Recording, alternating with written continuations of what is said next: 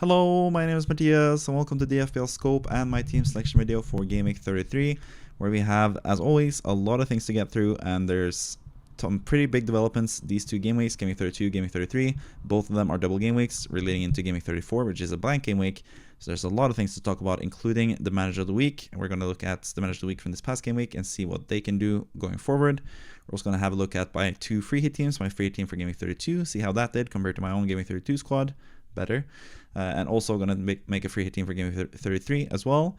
But we're going to start with my GW32 score and what happened in GW32, and then we're going to end with my GW33 plans as well. So when it comes to GW32, terrible game week for me. I nearly doubled my rank. I was 72k before the game week. I'm 135k now, despite using my assistant manager chip on Oliver Glasner, and I have to just start there. That was the first game week of, or the first game of the game week as well. Crystal Palace away to Manchester City. Glasner had a double game week, 2 table bonus matches. That's why I went for the high upside. But as we now know, or as we knew already, the high upside comes with quite a big downside as well and risk. And that's what happened with Glasner. But it looked really, really good. I was actually at the game at the Etihad Stadium watching Crystal Palace go up 2-0 against Manchester City in Manchester while I was sitting in between Man City fans. So inside I was kind of celebrating, but outside I sort of had to pretend that I was disappointed in the result. But it kind of flipped over for the rest of the game. The crowd behind me and around me was super excited to see Man City come back and win 5-2 in that game, while I was more and more sad to see that my assistant manager points were not there to be had from Glasner getting 2 points in total from the 2 goals, basically. Because in the second game against Newcastle, they also lost 5-0, or conceded 5 goals and lost. So 2 points in the end for my assistant manager, despite some decent chances to get some points, even though kind of tough to say that after a 5-2 and a 5-0 loss. But they were up 2-0 and had a goal disallowed barely for offside, for SA being offside in the first game against Man City. And in the second game, they got a penalty at 1-0 to Newcastle, and SA missed the pen as well. So SA is like the big bad wolf of this whole game week for me, especially because I feel like I could have had at least one of those games. I could have had some assistant manager points, but in the end my chip has failed for this game week. I had 10 points in game week 31 when I activated it, got 2 points in game week 32, so hopefully bigger and better things for game week 33 when it comes to my assistant manager. And it wasn't really helped this game week by my own team also being just terrible, barely any points at all. I had Gordon out of the 3 possible Newcastle wingers. I think Barnes ended up with like 26 points or something like that. Murphy ended up with 19 points in total over the 2 games. And I'm stuck there with Gordon coming on as a cameo appearance for both games after they've scored most of the goals already. So already that was a disaster. Isak captain didn't really gain points for him, even though he got 22 points, which is a nice score. I lost points for him because everyone has him. Most people captain him and some people triple captain him. So I actually lost rank from Isak scoring points. And apart from that, is only really Marmoush with 7 points. That was sort of the upside to that game, where I was hoping for a Crystal Palace win or a draw. At least Marmoush got a goal, but he could have had so much more as well. Like, he had several huge chances to score and only scored one of them. So yeah, kind of disappointing there. Salah getting an assist against West Ham, which is another game I went to where I was supporting West Ham among West Ham fans, obviously. So that was disappointing to me as well. And lastly, Burn. I got 1 clean sheet from the final game from Dan Burn. Whoop-de-doo, got 5 points from that game, which is basically the only plus or upside from this game week, apart from Rodgers, who once again sort of tried to save my game week, as he has done in game week 31 and game week 30. He's been a shining light for me since the walkout in game week 30, but it's gone pretty badly now, especially this game week in total. So yeah, Munoz minus 1 point from the 2 games, conceding 10 goals will do that to you. If you're a defender, he was close to getting, he would have gotten that assist for SA as well, which is another reason why I'm mad at SA for basically being offside for no reason in that instance and taking the penalty away from Mateta and missing it in the second instance. So yeah, SA has just been a terrible player for, like, against me these few game weeks, because he's been quite a popular pick, but I've obviously needed to have the assistant manager spot open for Glasner, who got nothing. Meanwhile, Eddie Howe got like 24 points, I think, as an assistant manager, so that would have been the better choice, obviously, but that's hindsight. I did not expect Newcastle to just completely destroy both games and Palace to be completely destroyed in both games. So that's on me, I guess, for trying to go for the upside manager in Glasner. So yeah, chip strategy, once again, kind of gone bold, kind of gone different way than everyone else, just like I did last season. And once again, it's sort of been punishing me in total. So yeah, not the best game week. Sort of just want to move on from it, really. Not really too much positive things to talk about for Game Week 32 for me. I know a lot of other people had really good game weeks in Game Week 32, which we'll get to with the manager of the week, who had the highest score in the FPL Scope Mini League this week. He had a tremendous game week, so we'll get to him soon. But first, we're going to talk about my free hit draft for Game Week 32, because I do make a free hit draft for every single game week, and this past game week was no different. And unlike the 2 game weeks before that, Game Week 30 and Game Week 31, I actually outscored my free hit draft with my own team. But this time around, I actually had a much better score for my free hit draft, which makes sense because I was able to pick the best Newcastle players available, basically. And those were the players getting me the most amount of points, basically. But going from top to bottom, from the goalkeeper to the final defender on the bench, Verbruggen got 2 points, conceded against Leicester. Really surprised to see Leicester score a goal, much less 2 as well against Brighton. So both Verbruggen and Estepinian blanking. Verbruggen got 2 points at least. Estepinian, I think, got like a yellow card and also conceded 2 goals, so 0 points from him. So 2 points from 2 defenders against Leicester is way below par. -1 from Munoz as well is not really what I expected. I thought he was going to get some attacking returns at the very least. He was close to getting that for the Eze assist, but again, Eze was there to just mess up the game week for me, basically. So -1 for Munoz, really disappointing to see in a double game week, of course. Fabian Schär, however, was really, really good in the free draft. I said that he was my favorite Newcastle defender, and he ended up getting the most points out of all the Newcastle defenders. So pretty happy with that pick, and he was also my favorite pick out of the defenders overall this game week. So happy to see the 16 points from Schär, even though I didn't have him in my own team, sadly. I had Burn instead with, 7 points in total. So yeah, that could have been Burn in another game week, but Schär was there to score the goal and the header. So that's basically why you pay the big bucks for him, because he is just slightly better than Burn, and that proved to be the case in Game Week 32 at least. Salah with the 6 points against West Ham, decent enough. Palmer with 4 points only against Ipswich. I was expecting more from him, but yeah, that's what happens with Chelsea. They kind of suck. So yeah, that's just the case with Palmer. I think that's like sort of the goodbye point of the season to Palmer as well, because he's been really disappointing for the second half of the season in FPL, basically. Ismail Assar with 7 points. He got an assist against Man City, and that was basically everything that he got this game week, but he could have been getting more, I guess. But again, he's looking kind of disappointing lately. Has been sort of disappointing for all the managers that brought him in for Game Week 30 wildcard. But 7 points is still decent enough. It's still enough for a thumbs up for the differential, even though it's a double game week and it's kind of cheating. But he did score in the first game, so he didn't even need the double game week to get a return. So 7 points for Sar. Murphy, obviously amazing with 19 points. Scored a banger of a goal, one of the goal of the season contenders from an impossible angle. He just finds a way to get points for anyone that basically put money into him. Not even money, because he's really cheap. He's much cheaper than Gordon, so I would have been so much better off if I just went for Murphy over Gordon, like most people did. And I should have seen the tea leaves there as well with the slight injury doubt. I should never go with like a slight injury doubt player. So yeah, sad times for me, but good times for the free hit draft with Murphy with 19 points, and most of you guys who have Murphy, I suspect. He even outscored Isak, who got 11 points, 1 goal, 1 assist from 10 possible goals in 2 matches, or what, 9 possible goals. They didn't win 4-1 against Man United, I guess. But anyways, pretty low stock of goals and assists from Isak from 2 such huge games for Newcastle, but I think that's more unlucky than anything. I think he had several chances. He had several almost chances where he was in good positions but just didn't get the ball. So I think it was a bit unlucky, but yeah, 22 points for my captain this game week. I thought he was the best captaincy choice by far, and he ended up being one of the best captaincy choices, but not as good as his teammates on the wing in Murphy and Barnes, basically. Mateta with 2 points from 2 games, got subbed off before the 60th minute mark in both matches. It just seems like he's not trusted for some reason to play 60 plus minutes anymore from Glasner, so yeah, disappointing to say the least from a double game week player to get only 2 points from those games. He was also close to scoring the first goal for Palace, but the ball was just ahead of him and went to Eze instead, who scored and again made my game week hell, as he has done all game week. Welbeck was my Brighton attacker of choice, because I've had bad experiences with João Pedro in the past, but of course João Pedro gets 2 penalties that he scores and Welbeck blanks in that game against Leicester. So 2 points for Welbeck, while João Pedro left with 13 points, which is kind of unfortunate, but at least I backed the right sort of player, a forward from Brighton. It was just the wrong one in this instance, sadly. On the bench, 2 Aston Villa players that I thought were going to be locks to play at least in the game against Southampton. Martinez did play, got a clean sheet with 6 points. Malen did not play, but once again he came on and scored like he has done for the last like 3 game weeks now, I think. So 6 points for him as well on the bench. Guardiola with 1 point, conceding those 2 goals against Palace on the bench as well.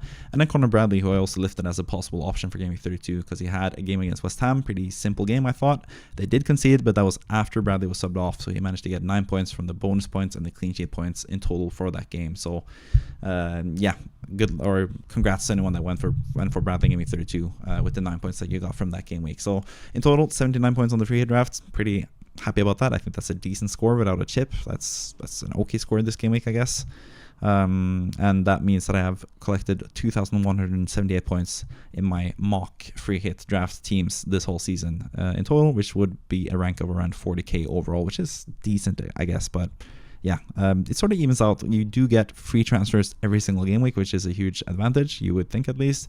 But you also don't have any chips, which is going to make the rank a bit tougher to get high than it usually would be, basically for a free hit draft. But yeah, done a free hit draft for 32. I'm going to do a free hit draft for 33 as well. But first, we're going to take a look at the manager who had the best score in FPL Score Mini League in this past game week. That is going to be the manager of the week. And that's going to be a fellow Norwegian called Erlend Johansen, who got 128 points, bench boost activated, which accounted for quite a few of those points, 26 in total actually, which is a nice bench boost score. But the most important thing for this team was the fact that he went differential on his captaincy, went for Murphy, who got 19 points, 38 in total as the captain, which was fantastic. Also made 2 transfers, Foden to Palmer and Gakpo to Joao Pedro.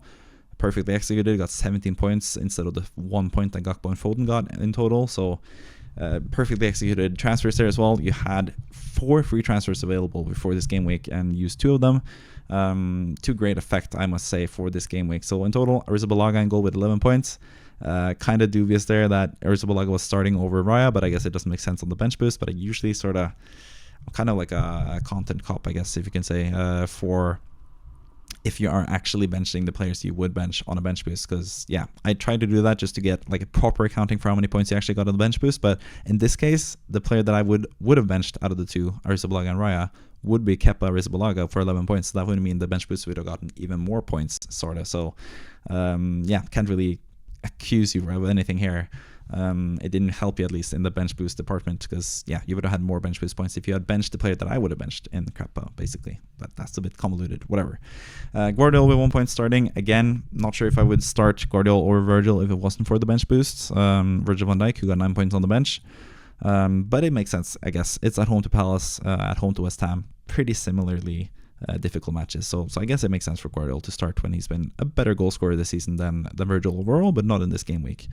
Trippier with 12 points, got an assist, got a clean sheet for Newcastle. 12 points for him. That's nice to see there. Munoz as well. I don't really begrudge you for having him, obviously, but sad times that he got minus 1 point this game week.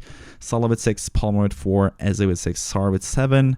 Some returns there and assists here and there, I think, from those players. Eze got a goal and missed a penalty, so kind of an interesting game week from Eze in total. And like I said, he was kind of like the main culprit for me this game week in particular.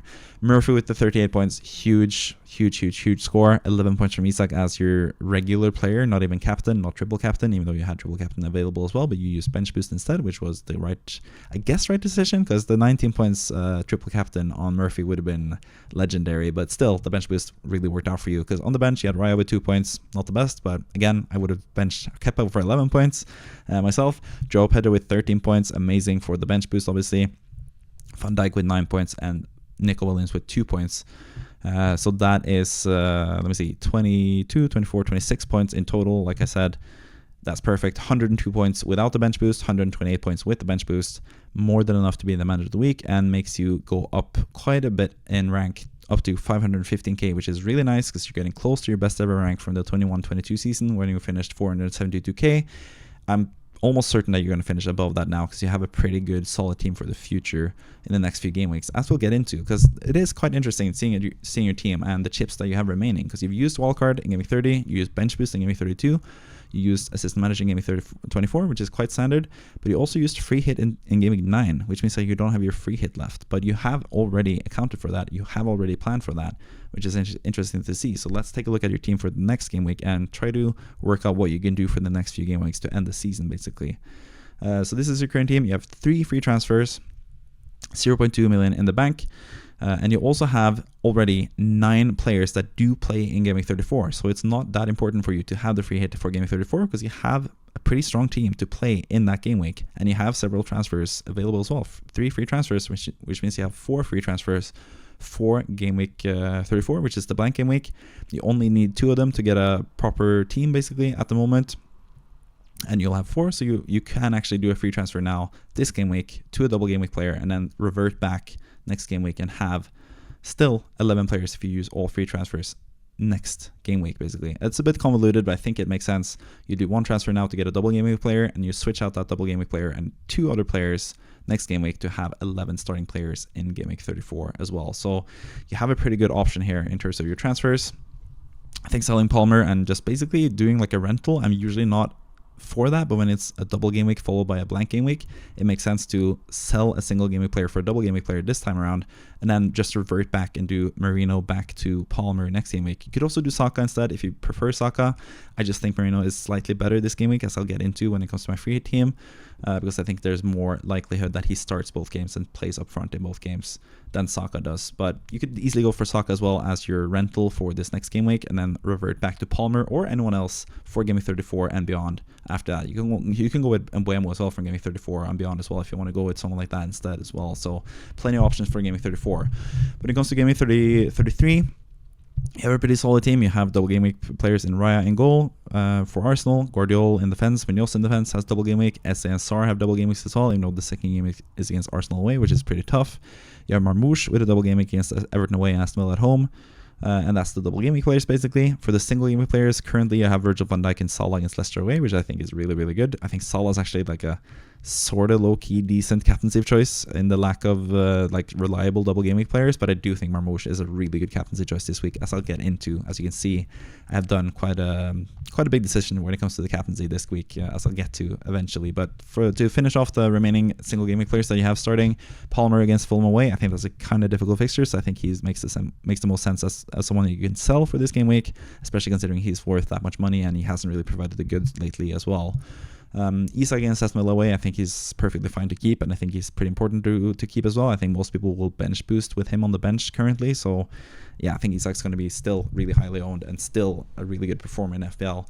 And then Joao Pedro against Brentford away. Following that 13 points performance, I feel like you should just start him, but there is a case to be made to start Murphy instead over Joao Pedro, because Murphy is in really good form himself.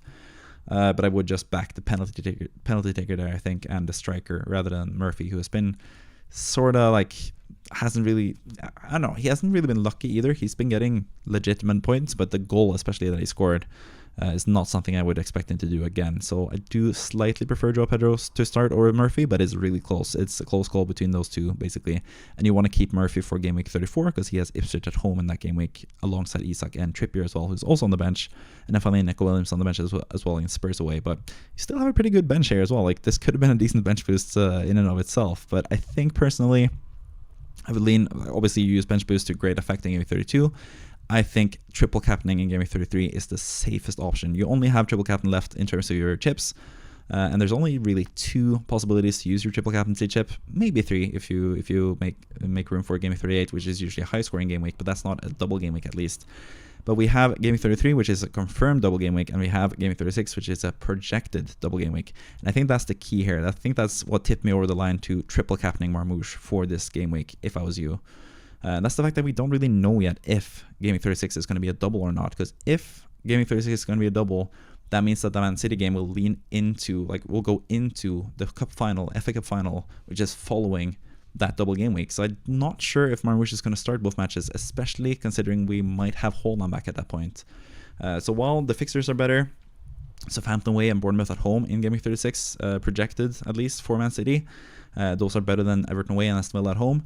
I just think there's enough uncertainty there. I think most likely they will double there, but there are some inclinations that maybe the game week 37 will just be a single game week for Man City instead of being a blank game week, and then game week 36 also just being a single game week. So there's still some doubt if that's going to be a double game week in general, and also the fact that Haaland might be back for at least one of those games. So maybe Marmouche gets rested for one of those games after playing so many games now with the absence of Haaland. So I think now is just the right time for Marmouche. He is going to start 100% pretty much both games. Don't hold me to that because you never know with Pep and his rotation, but I would very much expect Marmoush to start both games. And I think personally he's the best captaincy choice this game week. So I would triple captain him this game week. It would be kind of a differential as well. I think a lot of people will captain someone else. Could be like your great game week to triple captain like a huge differential. So I think Marmoush is who I would go for in this instance. So those are basically my plans for you. Do Palmer to Merino, and you can just revert the transfer for game week 34, and then do 2 other transfers. Select someone like Aitnouri, for example, in defense that you want to get in for game week 34. Players that have good fixtures and have good fixtures beyond game 34 as well. That's what you should be aiming for. Like Embuemo is a good choice. Palmer could be a good choice again for Merino. Selling one of the other Palace midfielders, Eze or Sarr, in game 34 when they blank, and getting in Embuemo and Palmer and someone like that, for example, could be good for you. So I think that's like the tactics for the rest of the season, basically. But yeah, I think you're in a pretty good position to improve on your best rank ever, and certainly improve on your last season rank. So you're in a pretty good spot, and yeah, congrats to you for being a manager of the week. I hope you have a great rest of the season. I hope you watch this content as well. Please let me know in the comments if you are watching. And if you want to be, if anyone else wants to be the manager of the week on this channel as well, all you have to do is join the FPL Scope Mini League with the Mini League code hpxeri. And if you get the highest score in one particular game week, you'll get featured on a video just like Erlend Johansen just was right now. So that was the manager of the week out of the way. Let's take a look at the free hit draft for game week 33. This is basically what I think is the best team to have in game week 33, which is a huge double game week, obviously. As you can see, 10 out of 11 players have a double game week here. The only one that has a single game week is Salah playing against Leicester. I think that makes sense. Salah, who's been the greatest FPL player of all time and has the greatest season of all time this season, against probably one of the worst teams in FPL history as well, so in Leicester. So I think that makes sense for a single game week player. When it comes to the rest of the team, I've doubled up on Arsenal defense, which is kind of controversial. Let's talk about that first. And also just leaving out Saka in total is also kind of controversial in general. And that's just because I don't really trust him and his minutes currently. I do have Saka, for full disclosure. I have Saka on my own team. I hope he plays both matches. And if he does, he would be a fantastic captaincy option, and especially a fantastic option in general. But I just don't trust him to start both matches. And yeah, so yeah, I think Merino is just a better pick in midfield. I think he is more likely to start both matches. He plays as a striker basically, and had basically 2 assists as well against Real Madrid. Looked really good, won a penalty as well. I think he just looked really good, and he's been a really good goal scorer lately as well as the main striker for Arsenal. So I just prefer him in attack. When it comes to the defense, doubling up because I think there's a better chance of Saliba and Raya starting both matches compared to Saka, but you never really know. So maybe you want to go with Saka rather than Saliba. But there's also a lot of other good midfielders to choose from here in this team, as I'll get to. But let me just talk about the defender first. Guardiola, double game week, Man City. He's going to start both matches most likely. Again, we don't really know with Pep, but I think he's looking pretty good for this game week. Munoz going to give him another chance, even though he got -1 in the past double game week. He plays Bournemouth at home, which is a much easier game. He could get a 15-pointer from that game alone. And then the Arsenal game is just a bonus fixture where he has a possibility to get more points. But you also got to keep in mind that Arsenal scored like 5 goals in both matches against Crystal Palace earlier this season, both in the cup and in the league. So maybe that's not the best fixture. Maybe we're getting a bit fooled again by the double game week fixture for Munoz, who might struggle once again to get points. But I think the upside is there for Munoz, as it always is with him, both attacking returns and clean sheet potential, basically. Salah I mentioned, I think he's just fantastic against Leicester. Makes sense. De Bruyne as well. Going to have a little bit of faith in him. I have selected him for the weekly wildcard draft as well. I think he looks really good, and I think he's going to start most matches for Man City going forward. But again, not fully fit and all that stuff, but I think just both Man City and De Bruyne wants to finish the season on a high, and he looks really good judging around the Crystal Palace fixture. So I think he has a decent chance of playing both matches in this double game week. You could make a case that Saka is just as likely to play both matches, I guess, but I don't know. I just like De Bruyne as a differential kind of player. I know a lot of people are bringing him in now, but currently he's a bit of a differential, so quite like him. Eze as well, just give him another chance. He had several chances to score more goals this past game week. He looks the most lively out of all the Crystal Palace attacking assets, and they do still have that double game week, even though the Arsenal fixture is pretty tough. But we do know also that Arsenal tend to concede at least 1 goal every game, it seems like. And that could happen again against Crystal Palace, so Eze could be the beneficiary from that. Merino, like I mentioned previously, just really like him for this game week. I think the minutes are pretty decent, at least. He hasn't played that much this whole season. He hasn't been injured like Saka recently. and he plays as the only striker for Arsenal basically currently, or striker I should say, because he's not really a striker, but he is a really good goal scorer. So I think Merino's a really good pick this week. And Rodgers, who you could just rely on playing every single game week, it seems like. But again, Newcastle, Man City, we just saw now with Crystal Palace, that's not a good double game week to have basically. So yeah, might be a bit risky, but Rodgers has been in such good form, and he's most likely going to play both matches because he's just a machine that plays every single match. Mateta up front as well, double game week again. Just going to trust that, even though it is Arsenal and stuff. But yeah, hope that Mateta does better, but I'm not fully confident about Mateta, to be quite honest. But there's just not that many good other striker options. You have Wissa on the bench there, who I quite like against Brighton at home, but apart from that, like the easy fixtures this week, Liverpool don't really have a main striker. Both Darwin and Gakpo, I don't really trust either of them to start. West Ham, who has Southampton, don't really have a striker that starts. They have Bowen up front, so there's not really too many striker options to choose from. So I just gone with Mateta as the double game week option there instead, leaving the midfield option open. Because you could go with Sarr rather than Mateta, but I think there's just more good double game week midfielders than are good double game week attackers. So I go with Mateta still again. And Marmoush, like I mentioned, I think he's the best captaincy option this game week personally. I think I would lean towards him and just keep him as the captain, even though Saka is going to be tempting. If there is inclinations that he's going to start both matches, he would be in strong consideration, obviously. And I think most people would have him in the free draft, but I don't know. I go with double Arsenal defense and Merino instead, because I just have slightly more faith in those guys in terms of minutes. So that's basically it for the starting lineup. On the bench, again, I have double Aston Villa on the bench because I don't really trust them, especially in those tough matches. Martinez and Konsa, two defensive players against two teams that are free scoring. It's just because of the double game week, basically. But yeah, decent options to have on the bench, I guess. Wissa as a striker against Brighton at home, I think that's a decent fixture for him. I think Brentford will have a pretty good end to the season, and Wissa's in really good form, so I think he's a really good player to have. And Bradley as well against Leicester away. I think he's going to start now, but there are talks that Trent Alexander-Arnold is back into the fold and back training at least. So the place for Bradley could be in a bit of contention at least, but maybe not Game Week 33 because it's still a bit early for Trent to be back. But yeah, Bradley is still a really good option to have. If you don't trust Munoz, for example, you could easily just swap in Bradley instead. I'd probably actually have him over Konsa as well in the bench order, but I don't know. It's pretty even, but double game week players just get priority, I guess, over Bradley. But he's a decent double game week, or single game week player, I should say, for this game week. So that's the total team. Currently, I have myself 7 out of these 15 players, so I'm looking pretty good for this game week, I guess. I'm going to get 8 when I do a transfer potentially, or likely.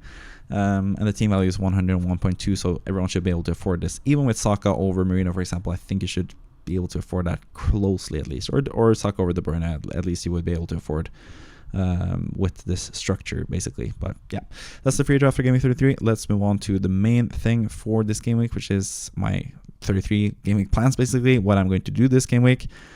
I still have Glasner as an assistant manager, and I'm not going to do a manager change just to swap him out, even though there are 2 tough-ish fixtures. I do think there's a good chance that they get a result against Bournemouth. Obviously, that's not a table bonus match, sadly, because Bournemouth just fell off a cliff when it comes to form.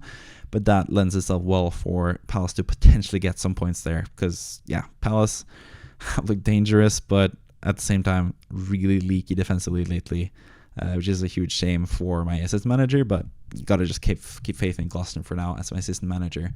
When it comes to my transfer, finally I'll get rid of the cancer that is Anthony Gordon and get Mikel Merino, who I've talked about several times in this video as being one of my favorite players to have for Game Week 33. I think that makes the most sense in the world. That's why I did Ruben Diaz in defense rather than Saliba in defense when I had to sell Gabriel Magalhaes, because I did think that I would potentially want Merino for this game week, and I think especially after that Real Madrid game, I'm pretty confident that he's going to be getting some good minutes and getting some good points potentially as well, as a bit of a differential player as well. So pretty happy with the team overall.